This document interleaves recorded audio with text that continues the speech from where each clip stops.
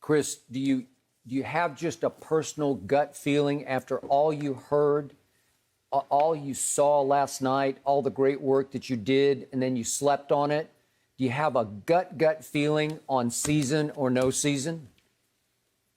Yeah, I think obviously I reported last night that the Lakers and Clippers were the two teams that voted to cancel the remainder of the postseason. I will say this, that emotions were high. There was a lot of frustration during that meeting. That happens when you have a big player base and difference of opinions going on. But I think when it's all said and done, the emotions kind of go away. I would be very surprised, me personally. I'd be very surprised if the season was canceled. I know the majority of players want to finish the season out. And, I was kind of surprised that, hear about LeBron James and Kawhi Leonard, had their stance and saying, hey, think it's best that we go home from here. Because LeBron, that was a stance that he hasn't taken, up until this point. And, I was surprised to find out he had that position. But again, frustration was high last night. Emotions were raw. So I could understand if when guys had the opportunity to sleep on it, that they probably come back with a different position this morning in the meeting. It's being reported that LeBron wants owners to take more ownership in this, and they want them to use their influence, and they want them to use their connects to get this done. So what assurances can Adam Silver and some of the owners give these players that they're going to work as diligently as the players are to try to bring about change in these communities? Well, the ownership group, a lot of them, I can't write them off the top of my head, but a lot of them have, donated money into, social justice causes to try to stem the systemic racism that's been going on in this country forever. And so those things have been taking place. And so I'm not exactly sure what in particular LeBron or any other player is asking for when it comes to ownership. I know that, I know it was brought up about, where is Adam Silver? Why isn't he here, here in the front lines with us?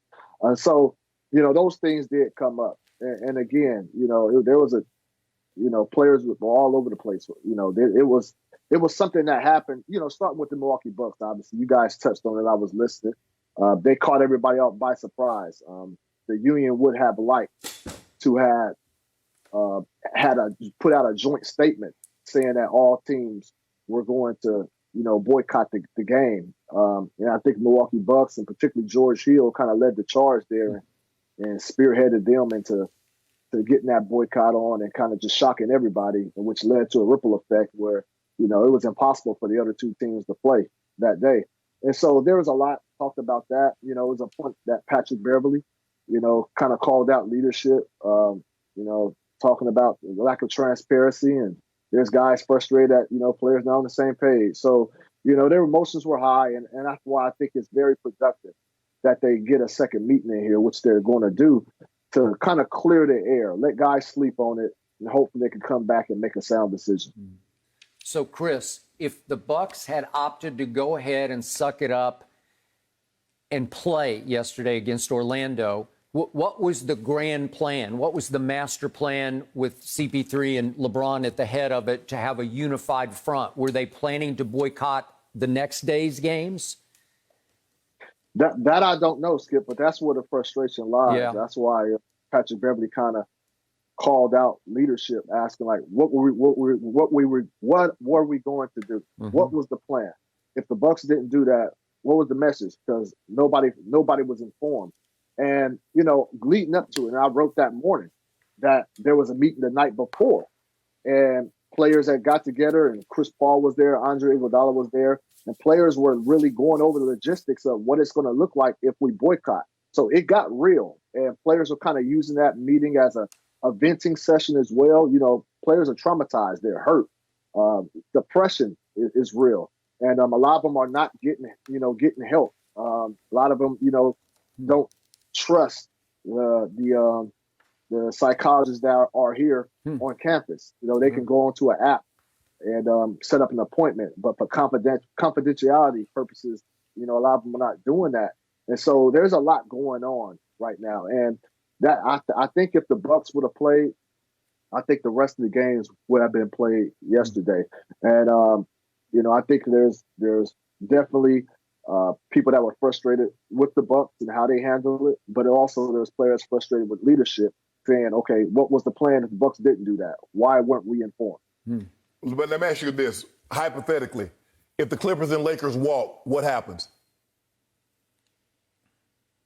Shannon, I don't see a scenario of where the Clippers and Lakers will walk. It's still like it's not like it doesn't work that way in any voting system where if two teams don't want to do something or two parties don't want to do something that the whole league shuts down. That's just the voting is in favor of the players who want to play or the teams who want to play. It's more of them than there is the Lakers and Clippers. So I don't see a scenario where the Clippers and Lakers would just walk. Those just happen to be the two teams that voted no. And then, just let me make this clear.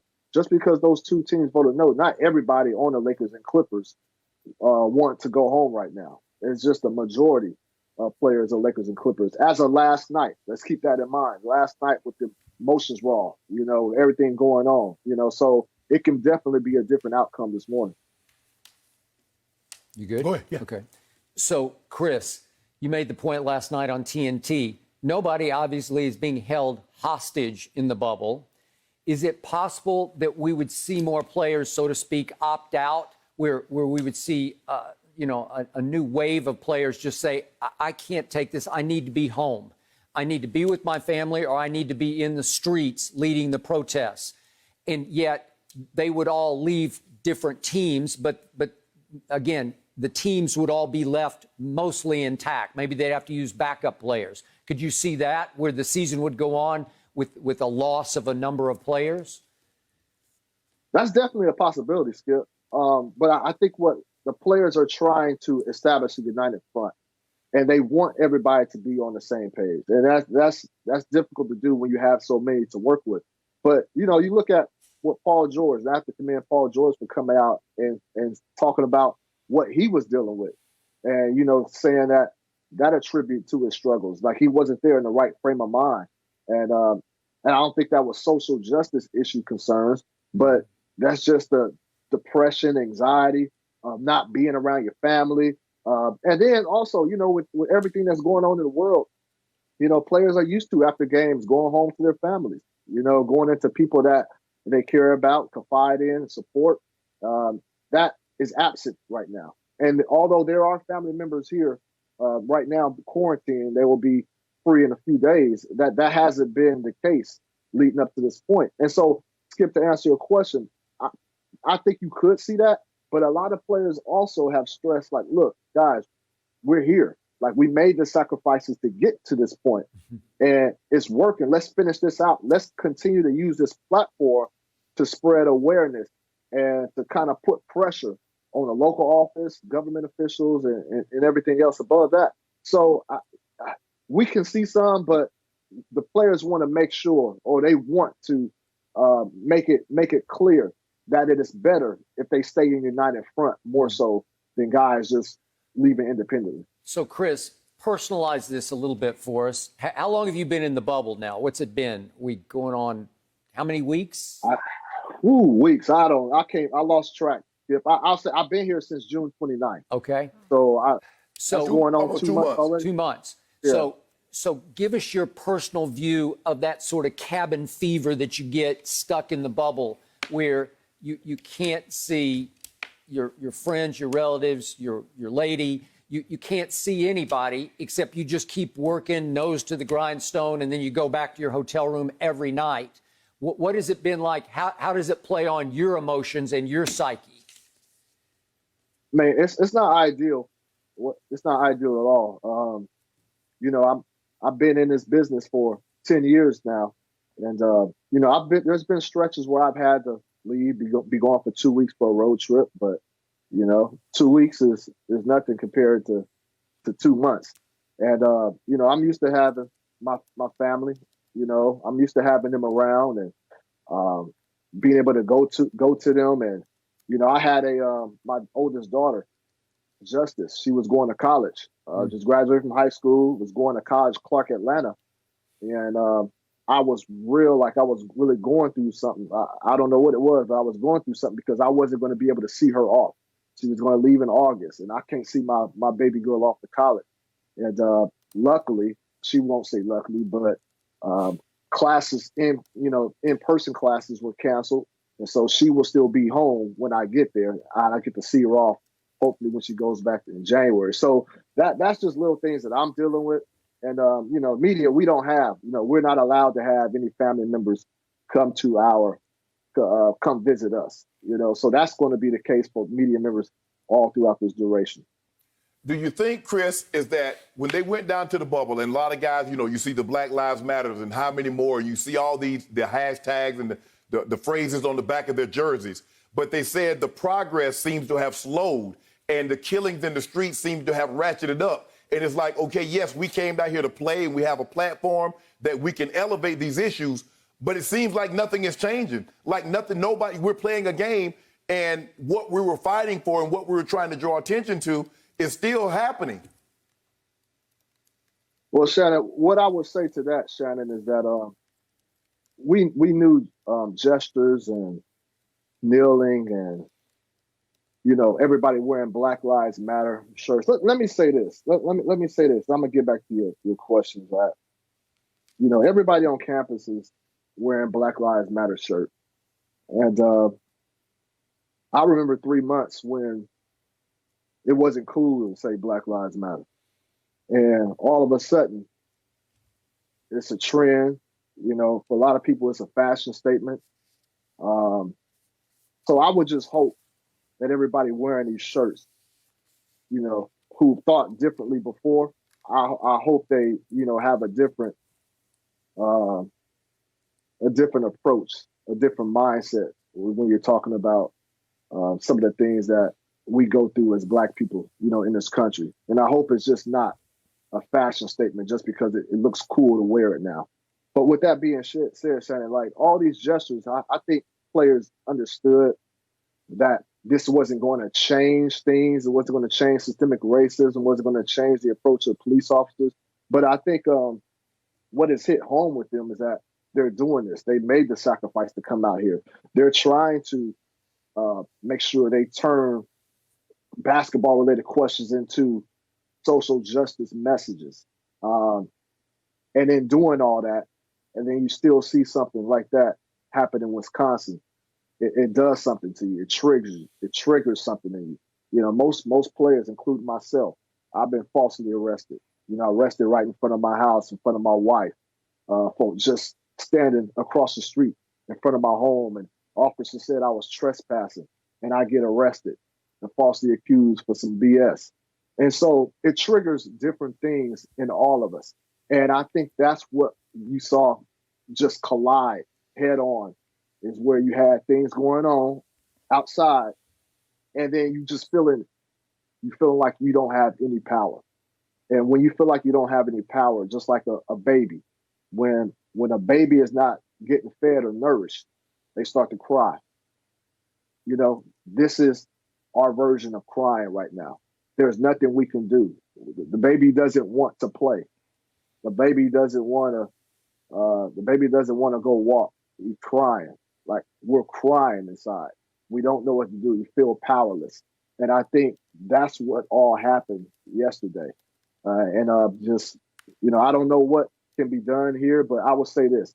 I'm sorry to be so long with it, but I would say this, is that players being here and players boycotting, that was the biggest news of the day. And it's probably going to be the biggest news of today. And if every news outlet is talking about this, outside of sports, I'm talking about not sports outlet. If every news outlet is talking about this, they have to talk about why the players are doing that. Right. And if they're talking about why, then the messaging is still getting out there, and we're still putting pressure on local law enforcement, the government, politicians, to say a change is needed. And that's still positive. But you know how it's being spun, Chris.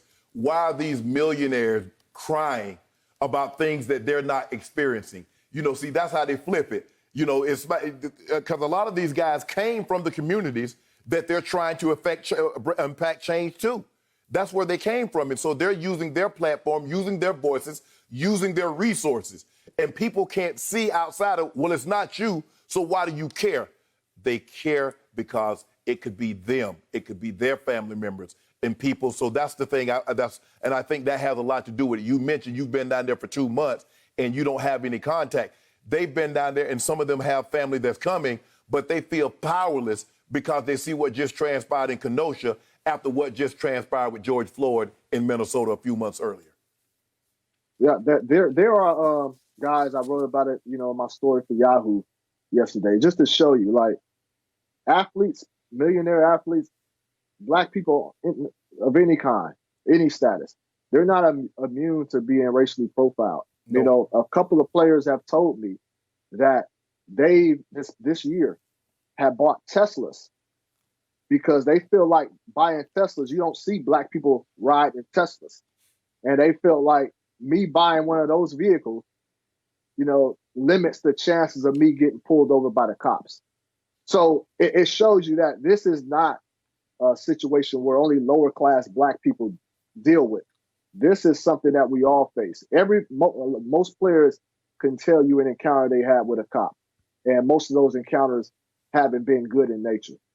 Thank you for watching. You can subscribe here to get the latest from the show, and be sure to check out more of the best clips from Undisputed, or go watch a few other segments from our other shows on FS1.